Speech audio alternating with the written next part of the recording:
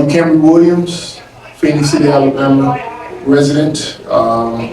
Went to Central High School, graduated from South Alabama, kind of Mobile. Former professional football player with the Canadian Football League, and now you're 11th and 12th grade history teacher at Russell County High School. Look at you. So what's your background in athletics? Background in athletics, ever since 5 years old, I've been playing football. So football around here is kind of like the culture, is how you grew up. It's basically one of your parents. And so 5 years old, been playing. Didn't really have a big sports background in the family. I'm kind of like the first one to take off a little bit. Oh, that's interesting. Yeah, I had a couple uncles that played basketball, but that's about it. Yeah. And yeah, so that's about it. Just football has been my love. Anything, I've been active since I was smaller, so anything dealing with a ball, I was all for it. So like I said, through Central, going to college and professionally. Yeah. How would you say the CFL impacted your life? Canadian Football League, it was a big culture shock for me, because coming from a small town like Phenix City, and you go to places like Toronto, Vancouver, Montreal, they have people of like African American descent or black people, but not the South. Yeah. So it was a big culture shock for me, but everything was good. I experienced new things, new food, new people, experiences. So it was all just a big blessing, honestly. Yeah, that's really cool. Is there a specific reason that you chose CFL? I feel like the CFL chose me, honestly. Yeah. Of course, I tried out for the NFL. Things didn't work out. It's the right place, right time. And I felt like my path was destined for me. So I kind of fell in love with the CFL, and I gave 7-8 years of hard work towards it, and it repaid me back. So it kind of chose me. I get that. Yeah. As a black man in athletics, what steps do you think you had to take to succeed, to get where you are? I mean, you always, not saying that you got to work hard, I mean harder than anybody else, but as a black man, you kind of got like a stereotype going towards you sometimes, as far as you need to carry yourself a certain way or decide not to do certain things at this time. So without to get into too many details with that. So I feel like you always got to hold yourself accountable to a higher standard if you want to make it somewhere. So that was my biggest thing.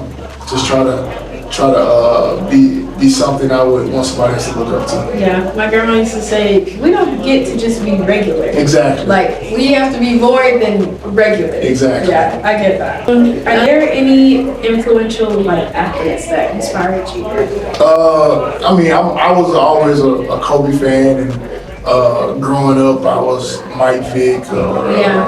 So they always had a pull on me, you know, being those black athletes. And Allen Iverson, you know, he was himself. Yeah. And he got in some trouble sometimes, but also it brought out the authentic side of him. And so I can appreciate that. So guys like that, and even guys around here like Jonathan Lowe, Mayor Eddie Lowe. Like, I just remember my granddad just talking about how much of a dog those players were on the football field. So just try to be better than what they put on the field and try to look up to them. It was cool. Did you have any past black coaches that led you to choose this career? I had some coaches when I was in Little League that were pretty good. Coach Steele, Coach Mike Gordon. They're still, I think there were some sheriffs, I don't know if they retired, but they really influenced me. And I look at NFL coaches like Mike Tomlin, Tony Dungy, let's see, Eric Benini, something like that. But yeah, those coaches in the NFL,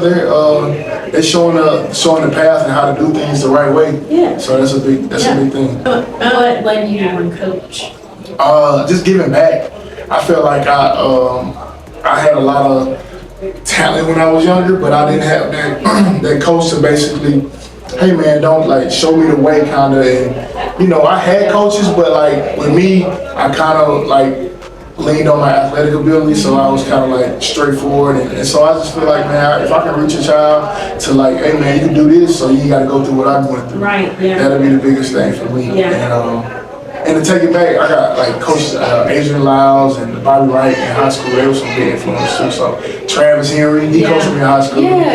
So yeah, that was cool. So just that's really cool. Yeah. Yeah, I guess I'm kind of the same way. Like theater, we don't see a lot of specifically black people in theater. And so I was like, oh, I have found my calling. Like that's what I'm gonna do. I'm so excited. So yeah, I resonate with that. Because theater in general, like, is not really a thing you see in schools. And then tack on a black woman as a teacher, like that is a big deal. I get where you're coming from. What options can you share for those that desire to be in like the CFL, and like not even CFL, just like a professional sport in general?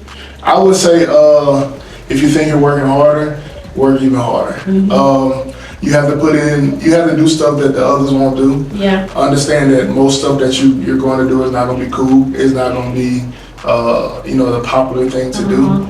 But realize your goals and what you set for yourself, and realize, man, everything will come full circle. So if those friends right here with you in high school, they're gonna come back, they're gonna be your same friends in high school if they're really truly your friends. So stay focused. Yeah.